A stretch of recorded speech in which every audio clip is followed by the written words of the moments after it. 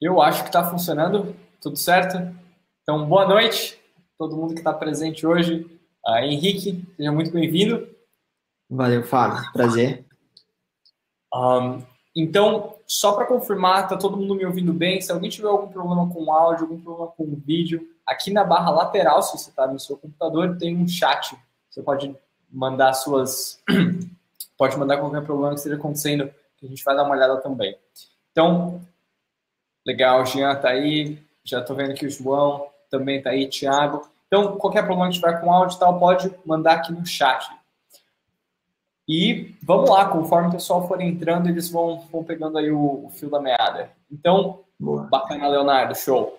Só também vale mencionar que a gente vai ter um espaço para dúvidas no final da apresentação. Então, se você tiver alguma dúvida, tal, mantenha o bloquinho de notas aberto aí, vai anotando, porque no final, daqui uns 30 minutinhos mais ou menos, 30, 45 minutinhos, quando a gente terminar de conversar sobre agência, time de produto, enfim, a gente vai ter esse espaço aí para tirar dúvidas, então só vai anotando, depois a gente abre isso. Tudo bem?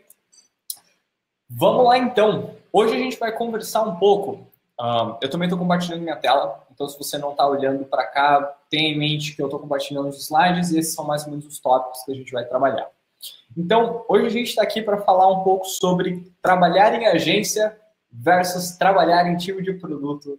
Polêmica, é um tema que tá na mente de muita gente que ou já está na área ou está entrando na área. Tem esses dois caminhos para você seguir, um, trabalhar com agências, trabalhar com clientes mais variados, enfim, no outro, realmente ser o dono desse produto e trabalhar com o produto ao longo de sua evolução. São dois caminhos, qual é o melhor para você e o que você tem que ter em mente na hora de tomar essa escolha. A gente está aqui hoje com o Henrique Brito. Henrique, mais uma vez, muito obrigado por estar aqui, seja muito bem-vindo. Quer falar um pouquinho de si mesmo? Se apresenta aí para o pessoal que não te conhece. Beleza, Fábio. Fala, galera. Cara, é um prazer estar falando com vocês. Espero poder-los ajudar nesse tema, como o Fábio comentou, é de fato muito polêmico. Eu espero dar um pouco, porque afinal, enfim, eu tenho aí mais ou menos 10, 12 anos de carreira.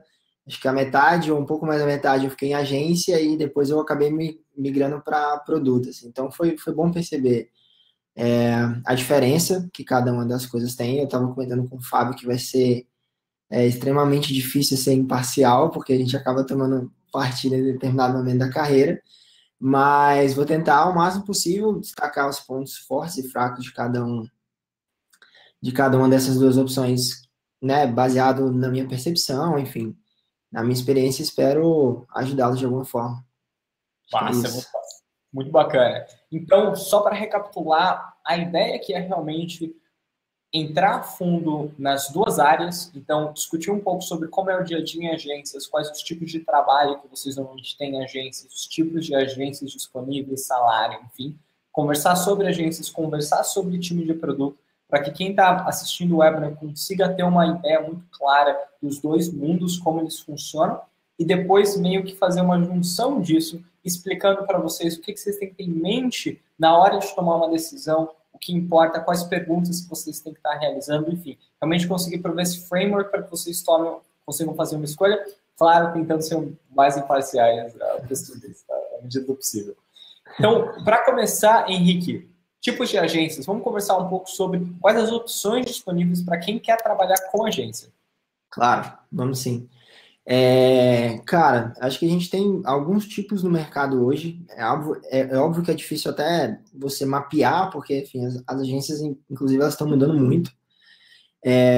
Mas, enfim, a gente tem agências hoje que são mais focadas em branding, né? Enfim, a gente tem alguns exemplos e é um caminho que vale a pena ser seguido também, porque tem interesse de trabalhar mais focado em branding. Tem agências que tentam ter uma pegada mais de produto de fato, né? Que trabalham um pouco mais a questão de UX, de um pensamento maior do usuário. Acho que as maiores referências que a gente tem é a Working Co, a própria antiga Hilde, né? Que hoje é a Tropical. Enfim, acho que são agências no Brasil hoje que trabalham com esse viés de produto, que tem esse viés de UX também, que é bem legal. A gente tem agências mais tradicionais, né, que elas continuam existindo, que são agências mais publicitárias ou que têm o seu foco mais em marketing. E, enfim, a gente tem várias, né? Tem a África, enfim, a gente tem todas essas agências que são super tradicionais, que elas continuam atendendo seus clientes, que normalmente são clientes já do offline também, de uma forma digital. E, enfim, só que costuma ter um foco um pouco mais publicitário ou um foco mais em marketing, assim. E tem também, cara, um conceito que está se trabalhando muito, que são agências full service, ou agências 360, enfim, tem vários nomes que se dá, mas que no geral são agências que tentam trabalhar a experiência do início ao final, né? Que o usuário possa ter com aquele produto, com aquele serviço, enfim.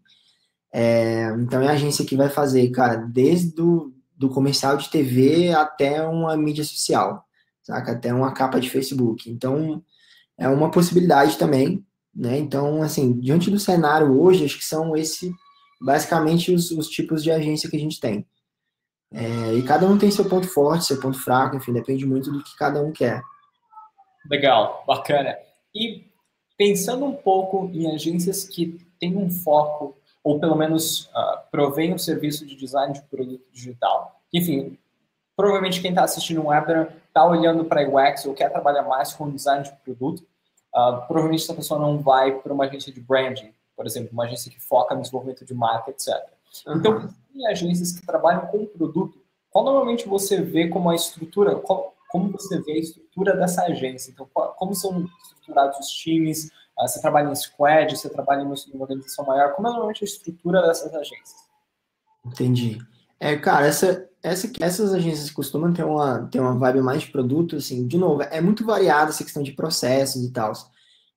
Não só em agência, como em produto também, né? A forma como o time se monta, enfim, depende muito do objetivo. Até quando se fala em squad, efetivamente, a squad ela é montada muito de acordo com o objetivo. Então não existe 100% de uma regra. O que eu entendo que a galera tenta ter nesse mercado mais focado de produto é, de fato, um perfil focado em um X, né? Que talvez seria o nosso antigo arquiteto de informação. Tem normalmente um cara focado em visual design, tem normalmente um cara focado em product designer, costuma ter um cara mais focado em motion design também, principalmente para apresentações de pitch, né, que é o que se faz muito. Acaba sendo muito necessário ter um perfil ali de motion. Inevitavelmente acaba tendo um perfil mais de planejamento também, que é responsável pelo pensamento mais estratégico, de negócio, enfim. Acaba se tendo muito em agência esse perfil também. Costuma ter o papel de PO, né, em alguma dessas empresas, que é o nosso Product Owner, que é meio que a pessoa responsável ali pela direção de negócio do produto, do serviço, enfim, que está sendo feito. E, enfim, aí cada agência tem algumas variações, né, alguns têm um perfil de X mais focado em pesquisa, né, que é o research, então é muito variável, assim, mas eu consigo enxergar como básico que pelo menos ter duplas de UX, né? Que é aquela dupla básica de UX, que é o cara mais arquiteto de informação, e o PD, que normalmente é um cara um pouquinho mais de visual design, costuma ser padrão, sabe? Isso costuma ser padrão, dificilmente isso foge à regra. O que eu assim, costumo identificar, eu acho, de grande diferença é ter um perfil de direção de criação, né? Que eu acho que é um perfil muito herdado de agências mais offline e dessas agências que são um pouco mais antigas, digamos assim, no mercado, e que continua existindo, que é aquele perfil que de fato vai avaliar e vai dar aquele approval final em todos os projetos que saem da empresa. E ele é o cara que avalia tudo, ele avalia texto, ele avalia direção criativa, ele avalia direção de arte, visual design, o X, enfim. Acaba se tendo muito esse perfil também de diretor de criação. Então, acho que é um perfil muito marcante de agência, assim, que em produto isso já muda bastante. Mas no geral é isso.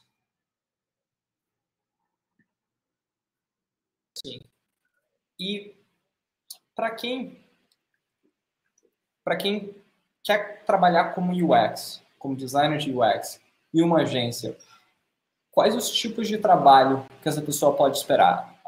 Então, existe oportunidade, por exemplo, para ela focar só em pesquisa com agências, ou para ela focar só em arquitetura de informação em agências? Quais normalmente são os tipos de trabalho ou de oportunidades disponíveis nesse ambiente? Entendi. Cara, eu acho que tem uma discussão até inicial e que, assim, é muito longa, e eu acho que não vale nem tanto a gente entrar muito, que é, de fato, no nome daquilo que as pessoas fazem hoje. Então, quando a gente fala o X, cara, abre-se um leque de N possibilidades, né? O que eu vejo mais comum, né, o que eu encontro mais, até no momento de seleção, quando a galera fala de X, é o perfil que era um antigo arquiteto de informação. E aí, quando a gente fala de PD, né, que é de Product Design, a gente está falando de um cara que é mais de Visual Design. Que se a gente fosse trazer lá numa agência tradicional de mídias offline, seria o diretor de arte. Então, assim, tratando mais de produto, de X de experiência, eu vejo esses dois perfis, que é o de PD, Product Design, que é um cara que tem um foco um pouco maior em visual, e o perfil de UX, que seria esse arquiteto de informação. Acho que, dependendo muito da escola do cara, esses dois cenários são muito possíveis dentro de agência, porque basicamente todas elas vão precisar desses dois perfis. O de pesquisa, cara, é mais difícil de encontrar. De fato, é mais difícil de encontrar você achar um perfil muito focado em pesquisa. E aí a gente não está falando nem só de pesquisa, né? A gente está falando de análise de dados, enfim. A gente está falando até de um perfil um pouco mais completo do ponto de vista de data análise. Isso é um pouco mais difícil de achar em agência, assim. Eu, particularmente, eu não conheço nenhuma que tenha esse perfil específico. Eu acho que a gente encontra muito fácil os outros dois cenários, mas esse eu acho, de fato, muito difícil. Então, para a galera que tem que tem a pretensão de trabalhar com o X e de uma maneira mais ampla, né, com experiência do usuário, eu vejo esses dois cenários muito claros.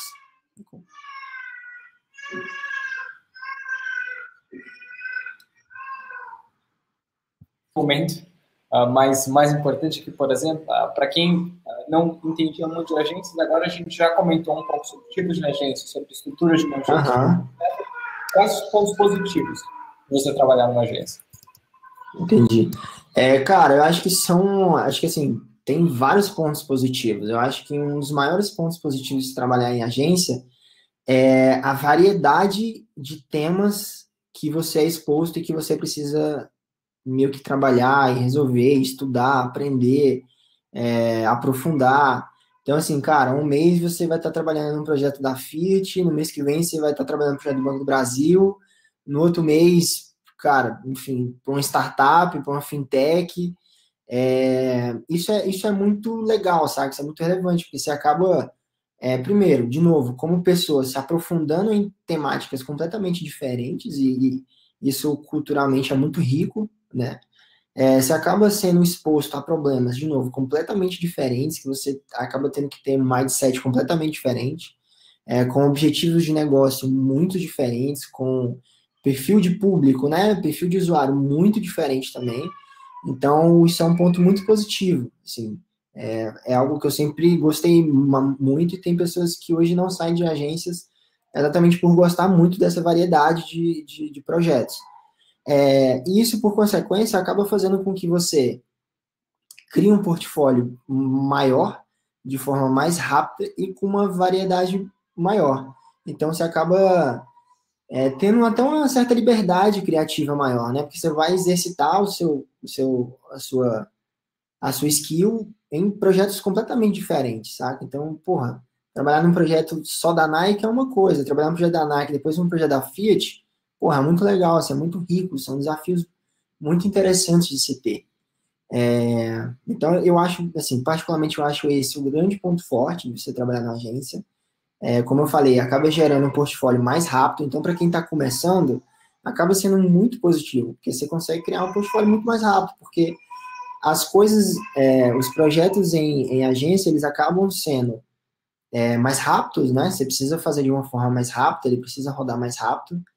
Tem muito pitch, que, enfim, não sei se a galera está muito associada a esse nome, mas são propostas que você apresenta para determinados clientes, e aí normalmente a concorrência com outras agências, que você pode ganhar ou não, então normalmente é um trabalho extremamente criativo e com pouco profundidade, né, com pouco aprofundamento ali na solução que você está se pretendendo, então você tem um foco muito maior ali no lado criativo, de brilhar o olho do cliente, de fazer com que ele compre aquela ideia, para que de fato depois você comece a produzir.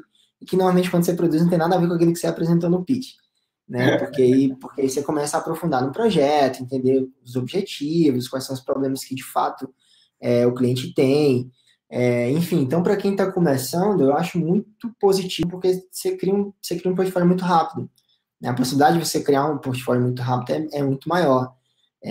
Porque, assim, ao mesmo tempo que você tem uma profundidade menor, né, você tem uma quantidade maior. Então, o que é completamente diferente de você trabalhar dentro de um produto. Ainda tem um outro ponto também, que normalmente quando você pega esses projetos assim, de agência, você desenha, assim, por mais que você trabalhe com outras pessoas, normalmente você desenha meio que o projeto inteiro. Então, se eu fosse desenhar um site, vou desenhar um site da, sei lá, Infraero. Eu vou desenhar um site inteiro, né? Agora, se eu for desenhar, agora, enfim, trazendo um cenário, por exemplo, de Globo.com, cara, eu vou desenhar um card que está dentro de uma página da home ou de um produto externo, assim.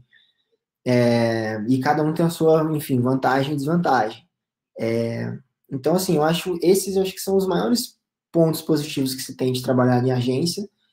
Obviamente tem outros, eu acho que o network é muito legal também, porque eu tenho uma percepção, de novo, eu não tenho dados disso, obviamente, mas eu tenho a percepção que a rotatividade dentro de uma agência de profissionais, eu já percebi que é muito maior. Então, assim, eu nunca vi, ou não conheço alguém que tenha passado, sei lá, por exemplo, 10 anos dentro de uma agência. E trazendo um exemplo de novo da Globo.com, a gente tem várias pessoas lá que já estão há mais de 10 anos, ou que estão há mais de 5 anos, enfim. A Hilde talvez ela seja uma exceção, especialmente lá fora. Não sei se vocês já viram isso, mas eles davam até um machado para quem completava, se eu não me engano, era exatamente 10 ou 5 anos, não sei, talvez a galera da Hilde pode falar isso melhor, a galera que passou por lá.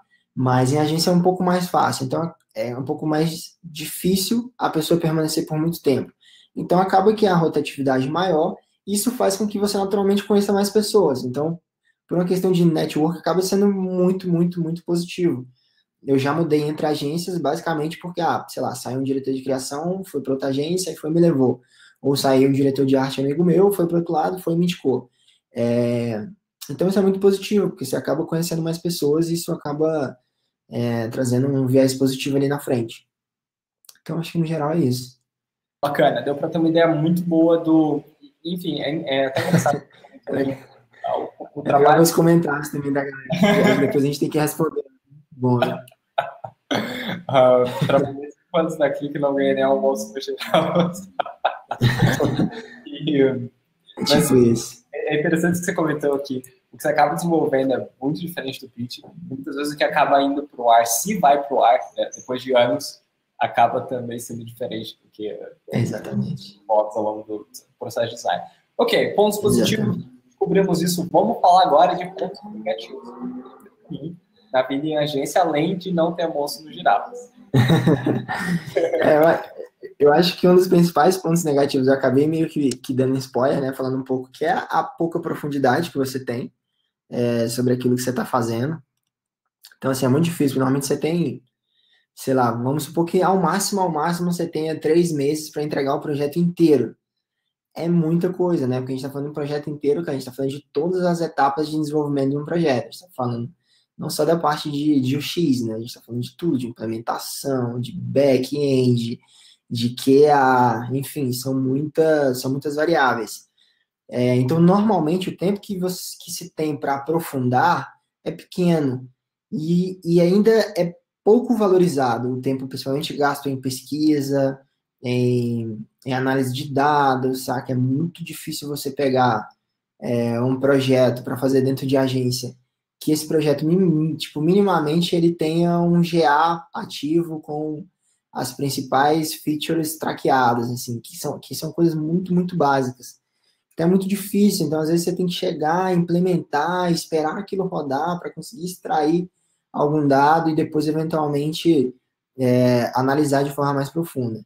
Então, assim, cara, experiência, dificilmente a agência você consegue profundidade em pesquisa, em processos.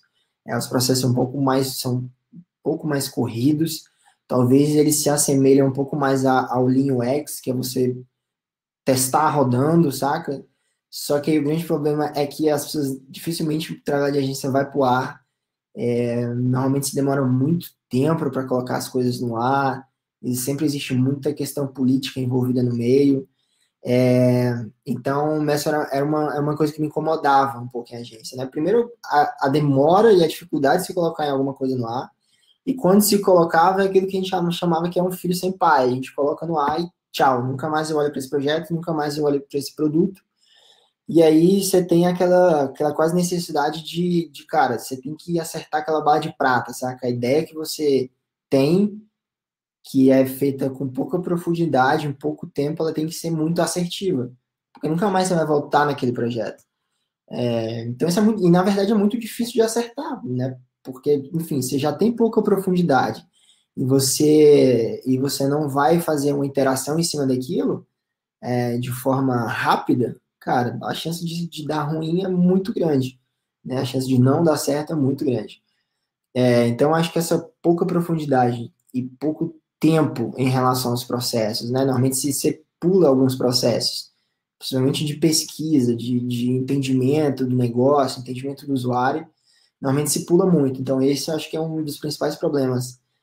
E uma das principais dores, para quem quer trabalhar com X, isso de fato é bem chato, assim, é bem frustrante, porque né, você sai de uma metodologia correta, de tudo aquilo que você está estudando, para tomar decisão baseada em, né, tipo, em pouca coisa, baseada em você, na sua experiência, ou dos pares que você tá de fato trabalhando, ou eventualmente até na opinião do diretor de criação. Então, acho que é um dos principais pontos fracos que tem a agência.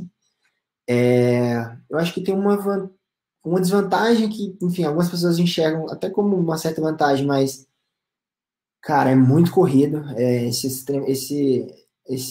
historinha de pizza no final da agência, tipo, isso não é um mito, isso de fato acontece muito. Assim como o comentário do Jean, de fato, tipo, tudo é para ontem, é exatamente isso que você acabou de falar. Você tem pouquíssimo tempo para convencer, você tem pouquíssimo tempo para desenhar. Então, assim, foram várias e várias as vezes que eu tive que ficar até tarde, ou que eu tive que virar à noite efetivamente para conseguir concluir uma entrega. E então isso acaba sendo muito desgastante, assim, né? Porque existem várias pesquisas que já mostram que você não consegue produzir da mesma forma, ter a sua criatividade, o seu raciocínio lógico, trabalhando por muitas e muitas e muitas horas seguidas, saca? Sem dormir, com privação de sono, com alimentação baseada em gordura, enfim, que é pizza. Que, porra, pizza uma vez na semana é legal, mas todos os dias à noite, né, já não é tão legal assim. Então, sem dúvida nenhuma, isso é muito comum, muito, muito, muito comum em agência, que eu acho que é um reflexo de uma falta de organização. Então, acho que é um ponto negativo também que você tem, porque, de novo, é a questão dos processos. Como não se segue muitos processos, as coisas vão encavalando, vão correndo, no final você tem que ficar até mais tarde para conseguir entregar algo minimamente decente. Seja por pressão de fato da empresa, de você ter que ficar até mais tarde, ou seja porque você quer fazer o seu trabalho com a qualidade melhor e você não consegue naquele tempo que você tem. Então, o que você faz? Você se dedica um pouco mais, fica até mais tarde, vara à noite, enfim, leva trabalho para casa, fazer alguma coisa para conseguir ter um trabalho de melhor qualidade, que você se orgulhe dele. Então, eu acho que isso é, sem dúvida, um ponto bem preocupante, assim, também, saca? Bem negativo, porque tem muito a ver com organização, com qualidade de trabalho, qualidade de vida, enfim, a qualidade de vida acaba afetando muito a qualidade do nosso trabalho. Então, acho que é sempre bom a gente ter isso em mente. Respondendo rapidamente a pergunta do Joana, cara, nenhum dos lugares que eu trabalhei rolou muito essa questão de hora extra. O que rola é uma negociação normal, que aí depois você tira um dia, né? Ou, enfim, menos feriado. Normalmente rola isso de forma mais informal, né? Então, acontece, mas não é nada tão organizado, assim, tipo, as pessoas vão ficar fazendo hora extra para, sei lá, ganhar mais, enfim, porque tá precisando de uma grana extra. Não é muito esse cenário, não. Então, acho que são esses, assim. Devem ter outros, mas... É interessante que você comentou do aspecto nutricional, hoje em dia a dieta low carb, tá em moda, então, bastante café. Tá cada vez mais em moda, de Então. fato. Mas, legal, bacana. E perdão, Fábio, desculpa te interromper. Tem outro ponto que eu lembrei aqui, que eu acho que é muito importante também, que, enfim, eu comentei que é o lance do perfil do diretor de criação. Por que eu vejo esse perfil, em determinado momento, como negativo? É porque ele é um perfil generalista, saca? Então, eu particularmente não tinha muita confiança de ter esse cara como uma puta referência minha, do ponto de vista, né, no meu caso, que sempre foquei um pouco mais no visual, do ponto de vista de PD, cara, se eu tivesse, por exemplo, um diretor de criação que era um antigo redator, aí, porra, eu já não tinha aquela confiança de que, não, esse cara aqui vai ser uma puta referência para mim, e eu tenho certeza que colando nele eu vou evoluir pra caralho, sabe? Então, eu acho que o fato de você não ter perfis que a gente chama em produto ali de leads, né, leads técnicos ou lideranças técnicas em cada uma das áreas, né, tipo o redator tem um líder técnico, o planejamento tem um líder técnico, o PD tem um líder técnico, enfim. Hoje eu olho para trás e vejo que isso faz muita falta em agência, porque às vezes você fica um pouco sem referência, o cara não consegue evoluir muito o teu trabalho, dependendo do perfil dele, ou ele vai conseguir evoluir muito mais o cara que está do seu lado, que tem um outro skill. Então, eu acho isso pouco produtivo, saca? Eu acho que atrapalha um pouquinho no crescimento e no desenvolvimento de carreira, olhando para a empresa como um todo e para as pessoas como um todo. Com É certeza. isso. Bacana. Então, agora que a gente cobriu aí o que tem de ruim em agência, você gastou bastante tempo. Eu tentei. Vamos falar sobre times de produto, começando do básico, para quem talvez não esteja tão familiarizado com a expressão o que são times de produto. Uhum. Tá, vamos lá. Cara, no Brasil eu acho que é algo super novo, né? Essa questão de você ter times dentro de produto. Mas, cara, nada mais é do que você ter times de UX, se a gente for chamar isso de uma forma maior, ou times de design, que eu acho que é até mais correto, em loco, né? Tipo, dentro de um produto de fato. Então, por exemplo, a Oi vai e monta um time de design dentro da Oi. Então, ela deixa de contratar uma agência para fazer os projetos de digital, enfim, apps, enfim, o que for, para que ela tenha pessoas ali dentro desenvolvendo o projeto para a própria empresa. Cara, esse é um cenário super novo no Brasil, eu acho que vem mudando aí nos últimos anos. Claro que tem algumas empresas que já estão há muito mais tempo, mas que elas já cresceram como um produto, né? Então é diferente. Então, por exemplo, se olhar para a Globo.com, ela é por si só um produto. Então, assim, é completamente diferente de você olhar, por exemplo, para uma Oi hoje, para uma Nextel, enfim, para todas essas empresas que não são necessariamente digitais, né? São produtos ou serviços físicos, enfim, que estão no nosso dia a dia e que estão hoje estruturando times de design interno. Então, cara, a definição é basicamente essa: são times de design trabalhando dentro do produto, né? Fisicamente falando, inclusive, né? Dentro da empresa. Então, assim, dentro da Oi, ao mesmo tempo que vão ter as pessoas. Eu tô dando um exemplo, tá? Então, assim, no da Oi, do mesmo jeito que vão ter pessoas do seu lado atendendo chamada de pessoas que estão querendo resolver problemas da conta, vai ter o time de design ali dentro também resolvendo os problemas possivelmente digitais que cada empresa tem.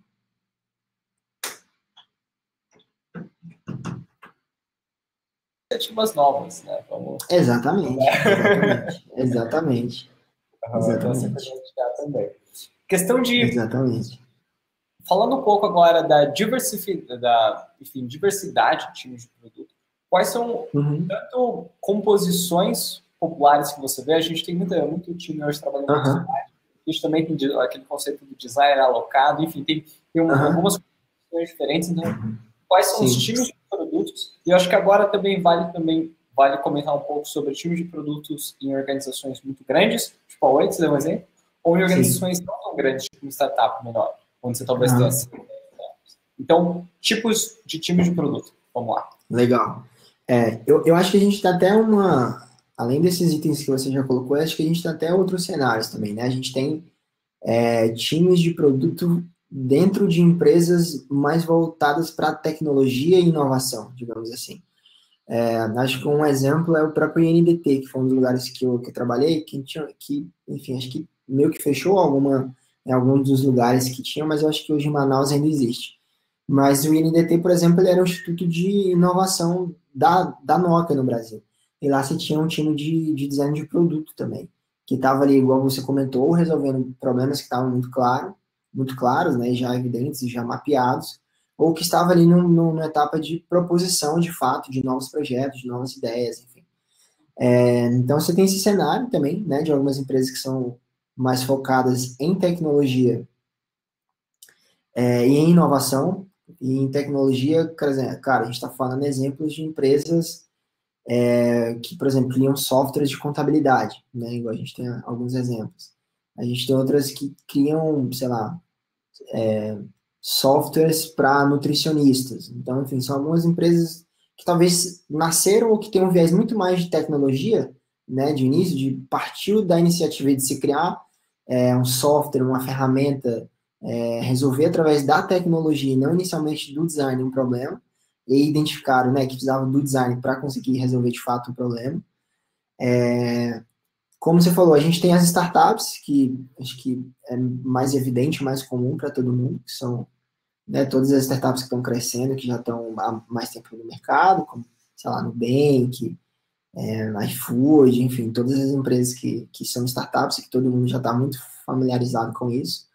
E a gente tem essas outras empresas que são grandes, que são empresas tradicionais, são empresas dos mais variados segmentos, que hoje estão criando times de produto. Então, na Fiat, por exemplo, a gente tem também time de design de produto, a gente tem na Oi, como a gente comentou, tem na Nexel, tem time de design de produto também. Eu tenho visto alguns grandes bancos, principalmente da iniciativa privada, como o Itaú, também criando times de design de produtos internos. Então, assim, a gente tem meio que essa camada, assim, acho que abriu um leque muito positivo para quem quer trabalhar com X e com design. Que antes a gente tinha basicamente o cenário de agência e é isso. Então, hoje a gente tem esse outro cenário também, que são essas empresas e essas startups que estão no Brasil, que dão a possibilidade de você trabalhar ali dentro de uma outra forma, dentro de uma outra metodologia, que é super válido também.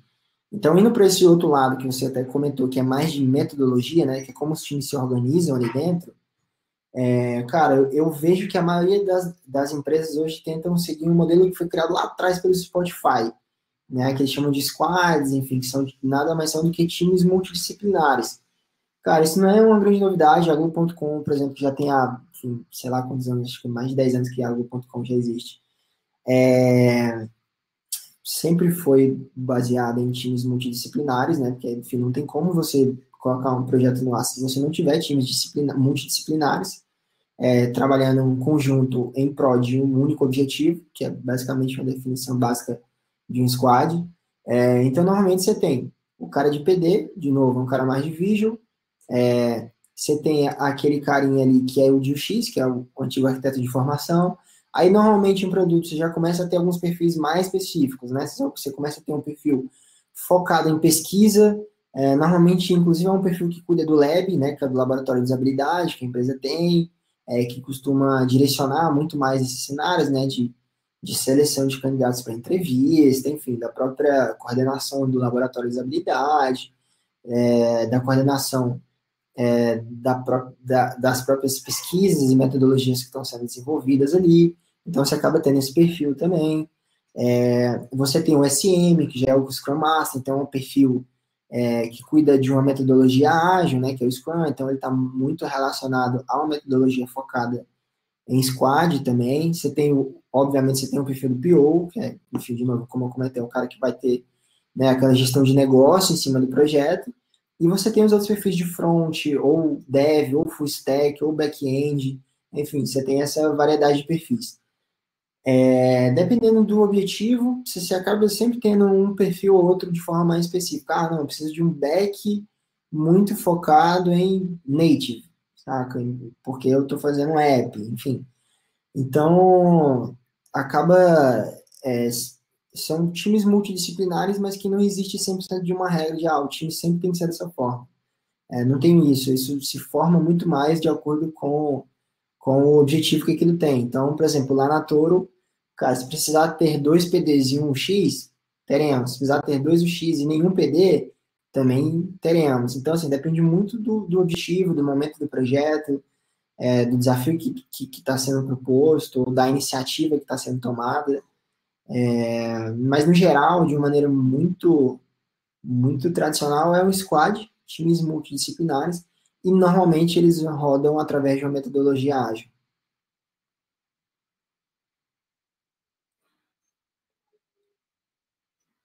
Existia, e até antes do Spotify divulgar isso mais abertamente na Globo. A diferença é que não teve um vídeo viral da Globo. Ninguém produtizou essa parada, essa que é a realidade, né?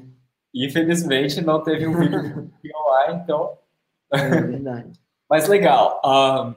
Vamos agora falar sobre o que tem de bom, então, em termos de produto. Agora que quem tá assistindo já tem uma ideia bacana de, enfim, tanto da estrutura do time até dos perfis lá dentro, mas como esse time atua, enfim, o que tem de bom, quais são os pontos positivos de trabalhar. Cara, acaba que assim, é um paralelo e normalmente é o contrário daquilo que é a agência, né? Tanto em pontos positivos quanto em pontos negativos, porque de fato é uma comparação que a gente está fazendo. Então, o que você vai ter em agência, cara, é muito mais profundidade.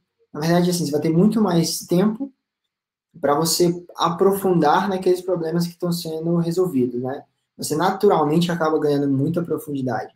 Primeiro, porque você está em loco na empresa, então, independente do mercado que você esteja, então, por exemplo, hoje eu estou no mercado de fintech, mas há pouco tempo eu estava na Algo.com trabalhando no GE. Então, cara, o que isso me trazia de benefício?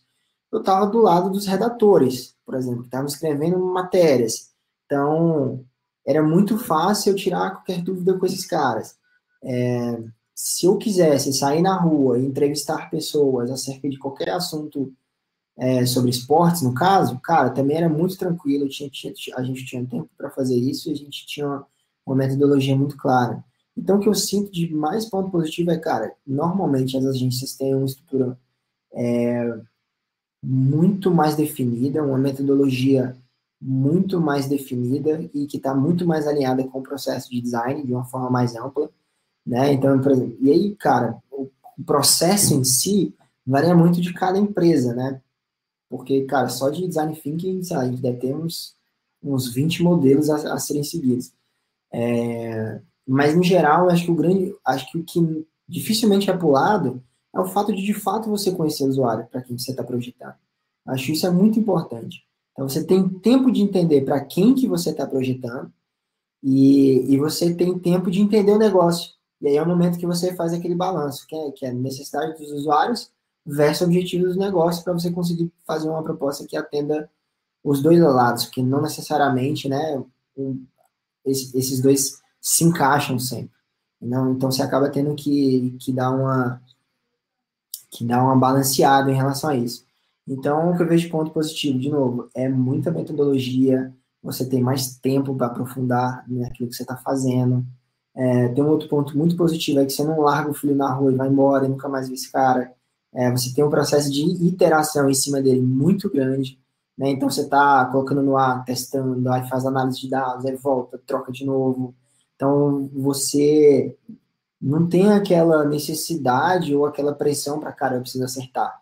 Não, cara, você vai testando as suas opções, né, as suas hipóteses, você vai testando, validando, testando, validando, testando, validando, até você chegar numa experiência que seja realmente muito encantadora, né, para o usuário. E isso, cara, inevitavelmente você só consegue chegar com muita profundidade, aí só quando você está de fato dentro e completamente imerso dentro daquela empresa. Então, isso é muito positivo, você acaba participando de vários momentos e de vários processos, isso é muito rico, você acaba aprendendo muito, né? Então, cara, em algum momento você vai estar fazendo desde um style guide até uma pesquisa etnográfica. Cara, em agência, fazer pesquisa etnográfica é bem complexo de se fazer, saca? É bem difícil de se fazer. Mas em produto é bem possível. Agências, cara, eu conheço uma hoje no Brasil. Mentira, eu não conheço mais, porque essa agência acho que ela já até fechou. Mas eu conhecia uma agência no Brasil que tinha um laboratório de usabilidade dentro da agência. Que era uma agência de Brasília, inclusive, chamada Talk. Eu nem sei se ela ainda está aberta e se tem um laboratório lá ainda. Mas em produto isso já é um pouco mais comum, né, de se ter um laboratório de usabilidade ali dentro. Então, de novo, né, facilita muito você seguir o processo de design de uma forma legal, porque você tem uma puta ferramenta para fazer teste qualitativo. Tá? Então, isso é muito positivo, sabe? Isso é muito, muito, muito positivo. Você ter todos esses perfis ao seu redor e trabalhando junto com você, e que são perfis que estão muito alinhados com aquilo que você faz, é muito positivo também, tá, sabe? Então, você tem um perfil ali por exemplo, de análise de dados, né, de BI, do seu lado para tomada de decisão, cara, é muito rico, porque esse cara vai te ajudar muito, com muitos insumos, com muitas informações. Então, você vai conseguir ter mais bagagem, de fato, para tomar uma decisão, muito mais baseada em dados do que baseada em você, sabe? Então, esse é um puta ponto positivo também. De novo, é o contrabalanço do outro ponto que eu tinha falado. Normalmente você tem lideranças técnicas, o que é muito positivo, então você acaba tendo várias referências técnicas que são muito legais de se trabalhar ao lado. É sempre muito bom, eu sempre busquei muito ter uma referência técnica em que eu pudesse aprender, olhar para esse cara e falar, porra, esse cara aqui é muito foda, eu preciso chegar onde ele está. Ou só o fato de sentar do lado desse cara e ouvir esse cara falando, para mim já vai ser enriquecedor. Eu dou muito valor nisso, eu acho isso muito importante, porque isso ajuda demais a gente a crescer. E eu vejo que esse produto é mais fácil, de novo, porque existe esse cargo, por assim dizer, né, que é de lead técnico, então isso é muito positivo também. Normalmente, cara, o que eu vejo muito legal hoje também é a cultura, sabe? A cultura dessas empresas é muito legal. Então você vê, cara, o Google como uma puta referência, obviamente, né, em termos de cultura, mas você vê várias outras empresas que estão tendo uma cultura exposta e de uma forma muito legal, né? O próprio CT é bem avaliada, o Nubank também é uma puta empresa super bem avaliada, Spotify, enfim, tem várias empresas que são muito bem vistas do ponto de vista de cultura, saca? Que é um lugar que valoriza as pessoas, que pensa na qualidade de vida, que tem iniciativas que são muito legais. E, cara, de novo, um exemplo muito pequeno, mas, por exemplo, na Toro, a gente tem um benefício chamado de Impass. Não sei se vocês conhecem, mas é um produto também digital, é um produto muito legal, que tem um tipo de negócio muito legal, que é você não pagar por uma agência, ou por uma academia, né? Você paga uma mensalidade e você pode malhar em qualquer academia, ou fazer qualquer atividade física, como natação, enfim, etc. E lá na Natura a gente tem essa iniciativa, enfim, a empresa paga, sei lá, a maior parte do que nós meio que pagaríamos.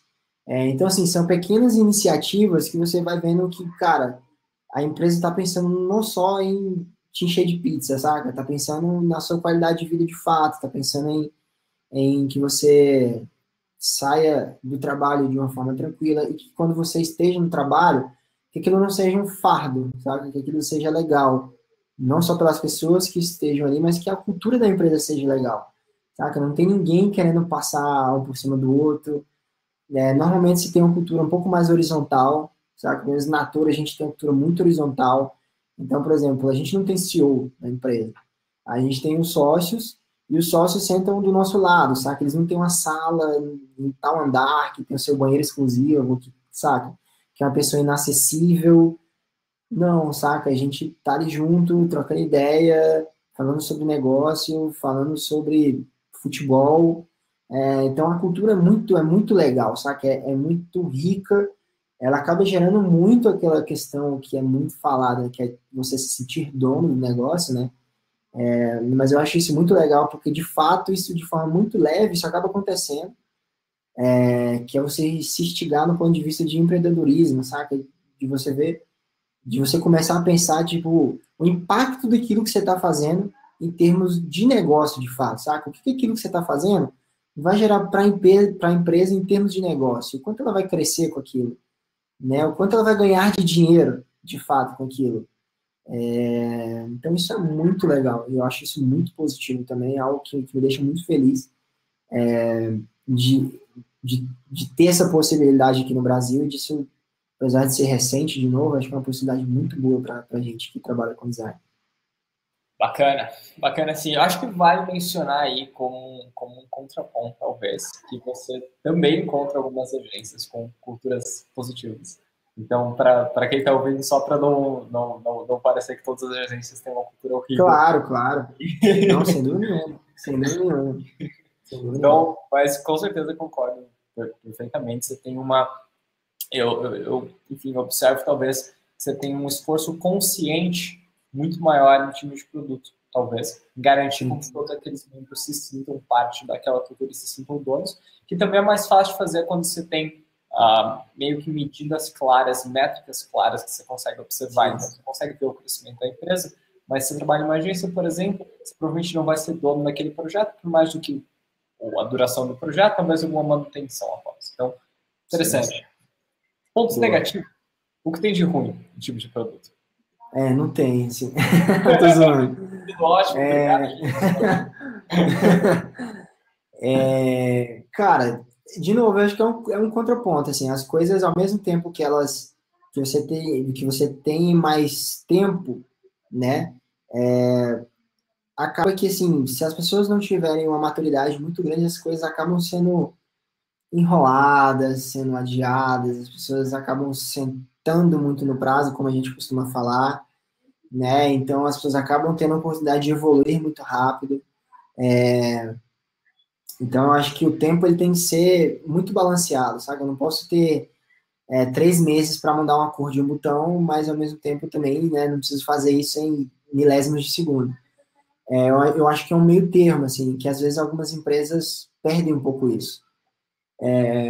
Eu acho que, de novo, por algumas pessoas ficarem muito tempo em determinadas empresas, acaba se tornando quase que uma entidade ali dentro, quase que um funcionário público. Então, acaba que, às vezes, cria-se uma aura de funcionarismo público dentro de algumas empresas que eu acho que não deveria existir, saca? Então, eu acho isso um ponto negativo também, né? Porque o clima, como eu falei, o clima é um pouco mais tranquilo, as pessoas têm mais tempo para fazer o seu trabalho, têm mais tempo para conseguir dar resposta pela contratação, digamos assim, né? Naturalmente. Acaba se tendo uma paciência maior, digamos assim, para evoluir aquela pessoa. E aí, às vezes, as pessoas entendem isso de uma forma errada. Eu acho que um contraponto é, cara, para quem está iniciando e quer, por algum motivo, montar um portfólio rápido, por exemplo, sei lá, a gente tem como objetivo daqui, sei lá, 1, 2 anos e trabalhar fora do país. Então, né, minimamente eu preciso ter um portfólio muito bom e muito consolidado aqui hoje. Cara, às vezes em 1, 2 anos você vai fazer, sei lá, uma tela, saca? Um projeto. Por mais que seja várias vezes, né? Vai e volta, vai e volta. Vai ser um projeto muito mais rico, com resultado, sem dúvida nenhuma, muito maior do que talvez outros 5 projetos que você fez, mas é um trade-off. Então, assim, inevitavelmente você vai ter uma quantidade menor de projetos no seu portfólio, porque, de novo, as coisas são mais pensadas, né? Normalmente você trabalha com um produto.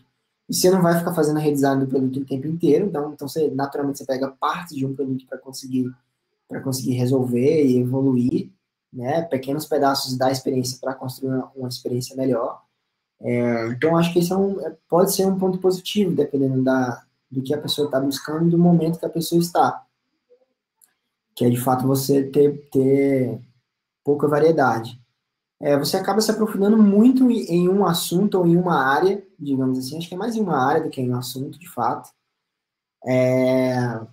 e perde talvez a oportunidade de conhecer sobre outros temas, né? Então, por exemplo, se eu estou hoje há 10 anos, um exemplo, trabalhando só com o mercado de finanças, né, de fintech, possivelmente eu vou ter um conhecimento muito forte em finanças, mas talvez eu perca conhecimento ou deixe de ter conhecimento, aprofundamento em outras áreas, que possam ser super relevantes também, de novo, de uma forma cultural. Então, eu acho que esse pode ser meio que um ponto negativo também.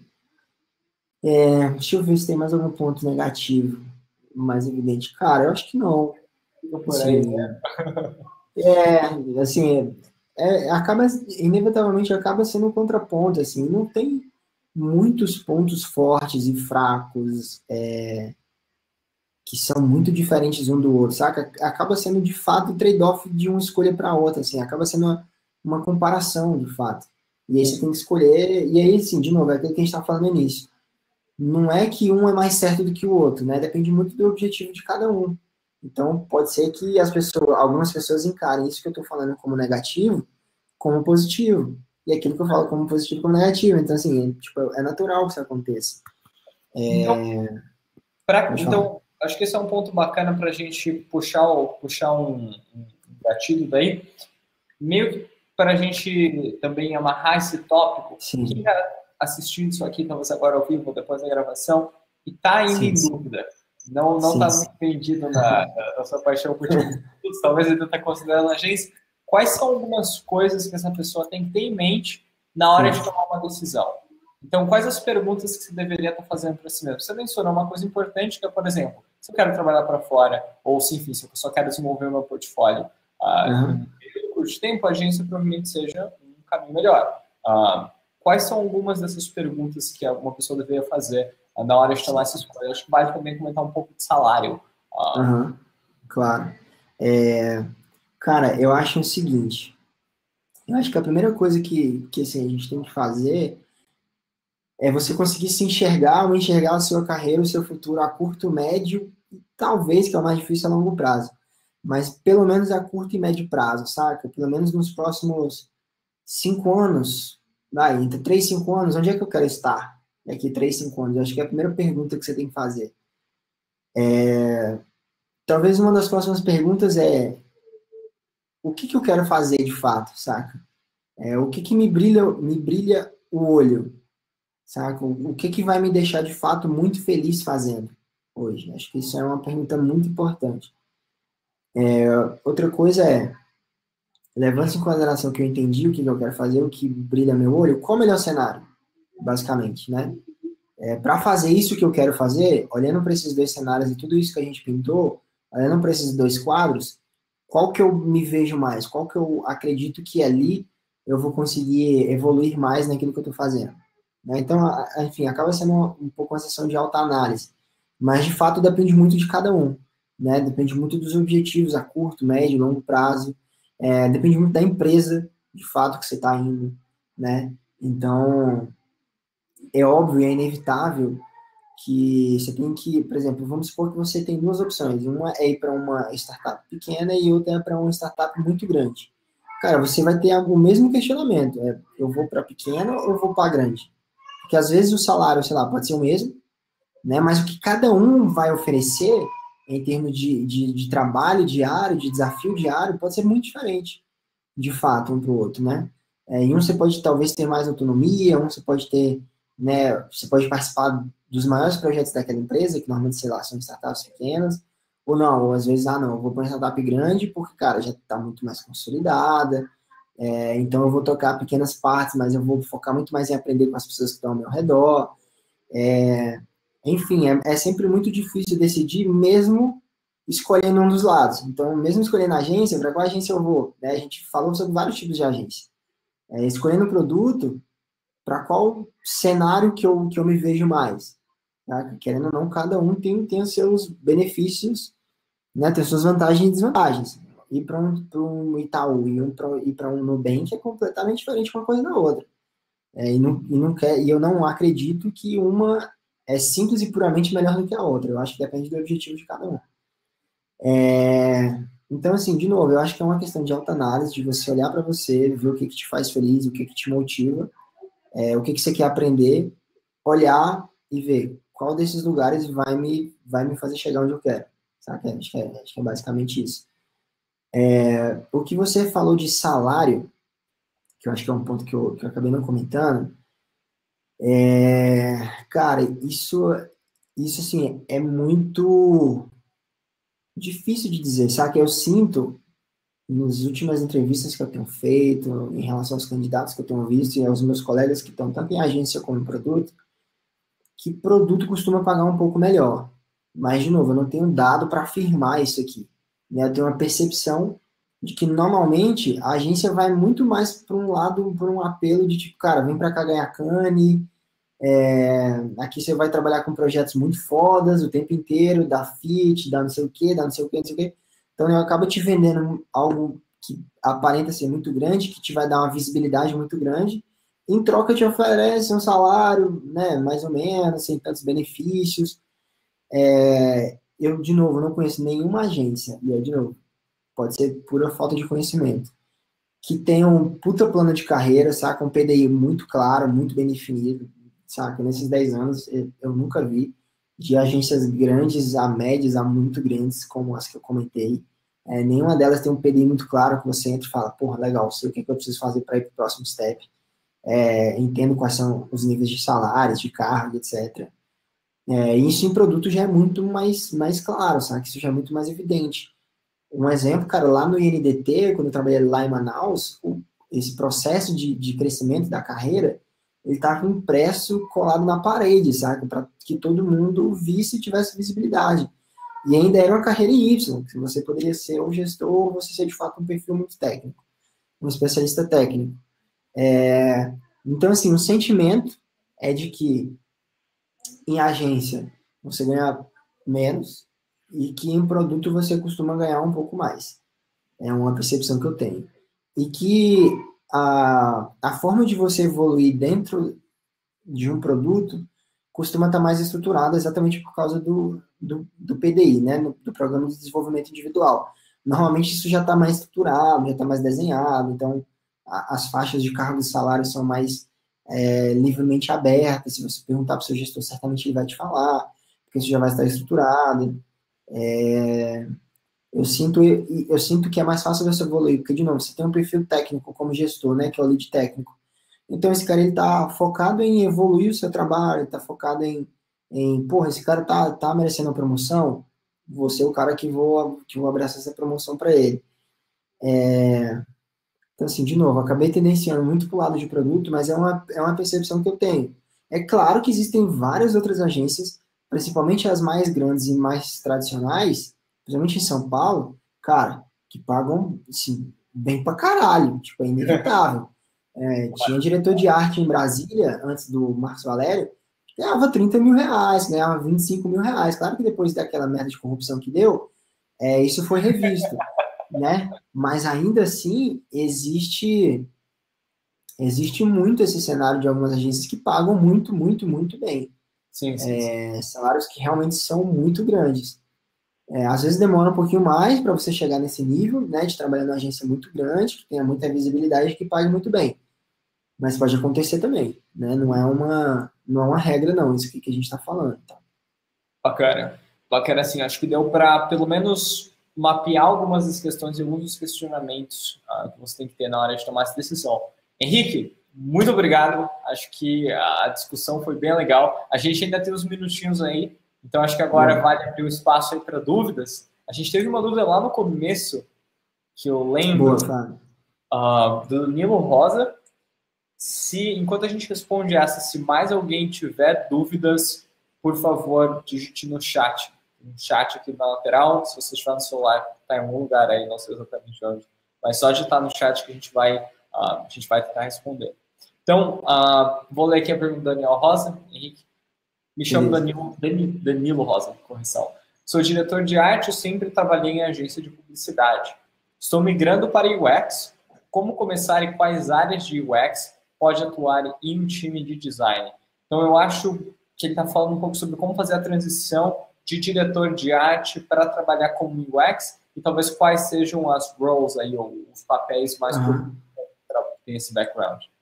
Legal.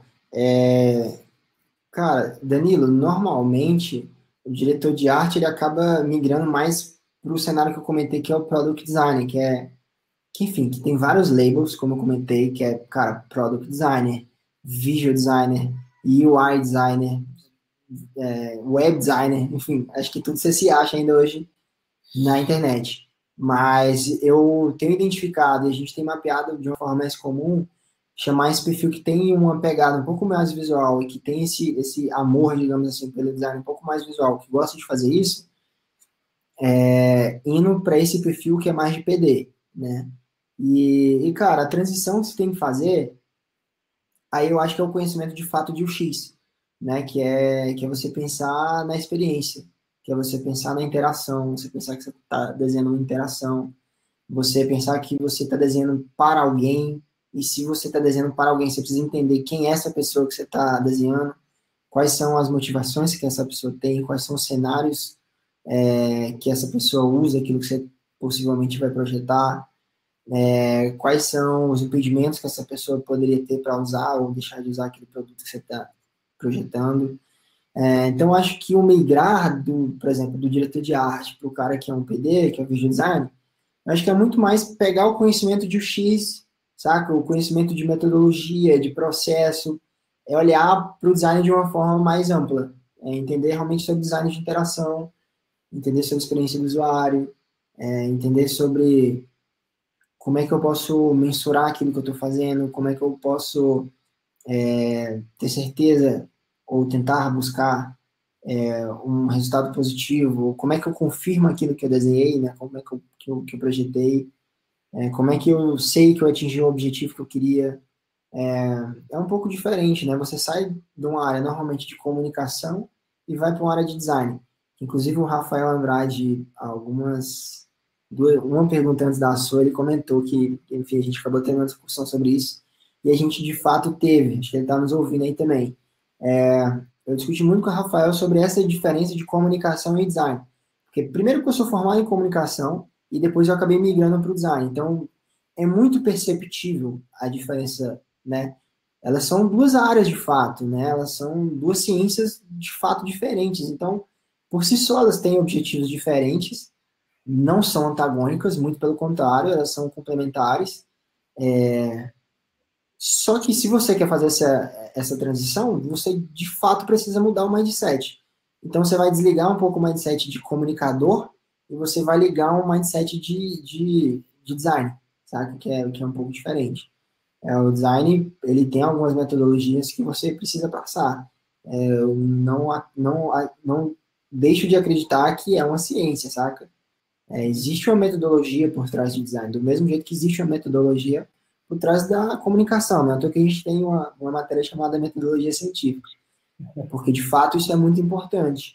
Então, enfim, são coisas diferentes e que, primeiro, você precisa mudar o mindset e estar preparado para fazer essa mudança. De novo, comunicação é uma coisa, design é outra. Não são antagônicas, são complementares, mas que são diferentes. Não sei se eu respondi. Espero que sim. Esperamos que sim. Qualquer coisa, fala de novo, Danilo. Rafael Andrade, esse chat tem um corretor automático? Ele tá bugado. Eu não sei, eu acho que ele tem um corretor. Então, peço desculpas aí se o texto tá com problemas. Pergunta agora no tema do João Vitor. Para quem está começando, é mais fácil conseguir uma vaga em agência ou time de produto?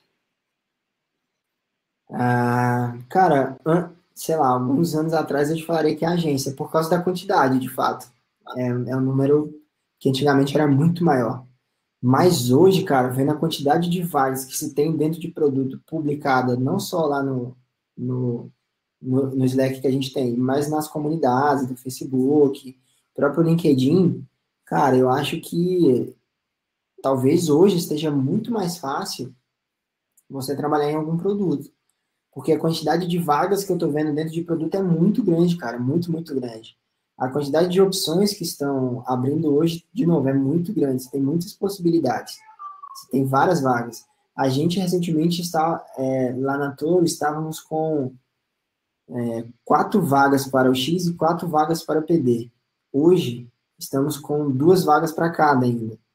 E em várias outras empresas, se você for olhar, também tem várias vagas. Então, o que eu sinto é que falta muito mais uma preparação, que normalmente a galera não está preparada, não sabe nem muito bem o que quer, e, enfim, de fato, a diferença de trabalhar em produto e trabalhar em agência, do que a falta de oportunidade. Eu não acho que seja falta de oportunidade, não. Acho que muito pelo contrário. Acho que oportunidade a gente tem muita, principalmente em produto hoje.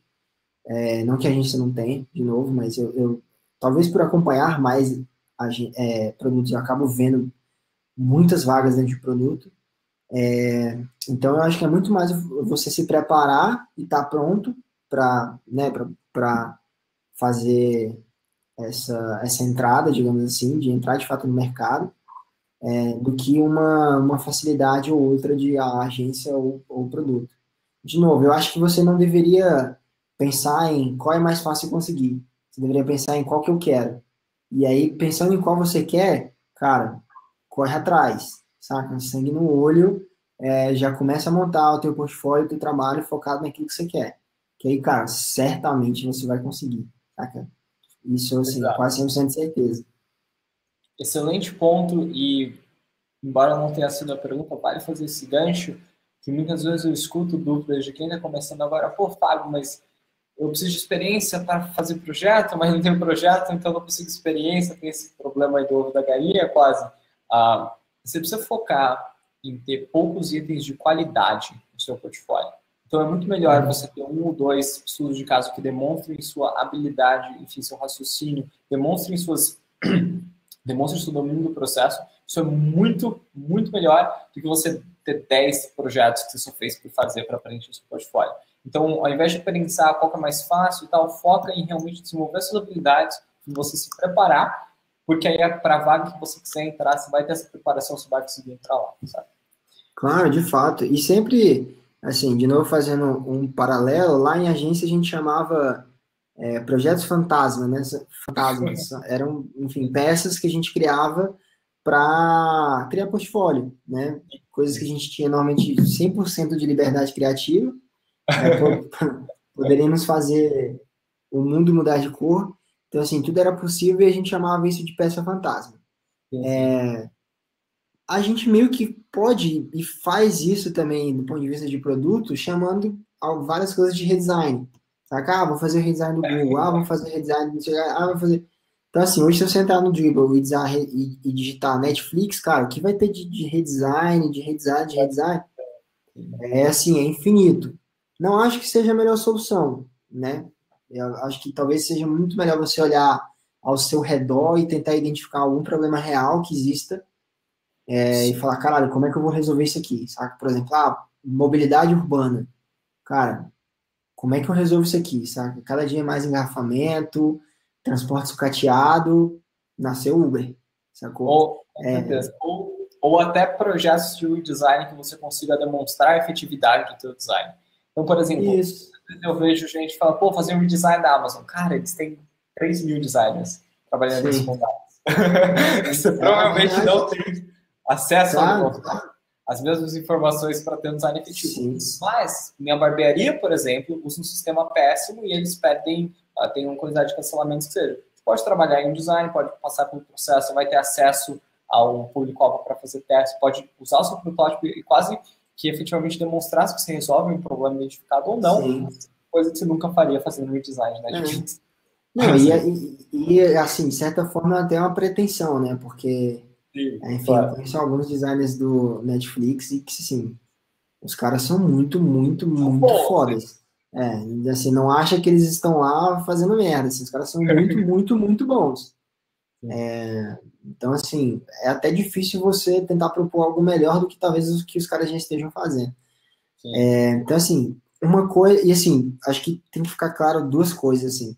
Uma coisa é aquela telinha do Dribble que você coloca, né? Que é, cara, uma telinha aqui, que é, sei lá, às vezes você desenha um player, sabe? Você desenha... E aí você está fazendo um estudo, seja ele qual for, seja um estudo de cores, um estudo de ferramentas de animação, um estudo de uma ferramenta nova de prototipação, como Studio. Cara, de novo, isso é super válido, isso a gente acaba levando em consideração no momento de contratar também, né? Porque é legal ver as skills que a pessoa tem de UI, se a vaga for para isso, ver se o cara está estudando, ver o que o cara está produzindo, isso é legal. Mas essa é a menor parte, saca? Um cara que está começando, ele precisa, cara, de pelo menos um case que conte uma história muito bem contada, saca? Que o problema que você se propôs a resolver lá no início, de fato você traga uma solução, uma hipótese que tente resolver aquele problema, né? Que não é, obviamente, não dá para garantir que vai resolver, mas que esteja muito claro que você está, de fato, tentando resolver aquele problema que você se propôs a resolver. Acho que pelo menos um case, cara, um case fantasma, né, igual a gente está falando, é muito importante para você começar, seja em agência, seja em produto. Primeiro porque em produto, por exemplo, na Toro e em várias outras empresas, normalmente a gente tem um teste que a pessoa faz antes de entrar, então assim, a pessoa tendo 1, 10 ou 20, ela vai fazer o teste do mesmo jeito, porque a gente tem um objetivo muito específico com o teste, né, que é conseguir analisar o cara trabalhando sozinho, e identificar os gaps que o cara tem, os pontos fortes que o cara tem, como é que ele constrói, apresenta algo sozinho, enfim.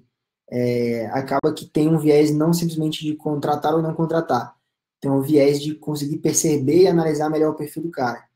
Então, às vezes, você acaba perdendo tempo, né, tipo, tentando desenhar coisa pra caramba, e quando você chega na entrevista, você ainda vai ter que fazer um novo teste, que inclusive posteriormente você poderia usar no seu portfólio.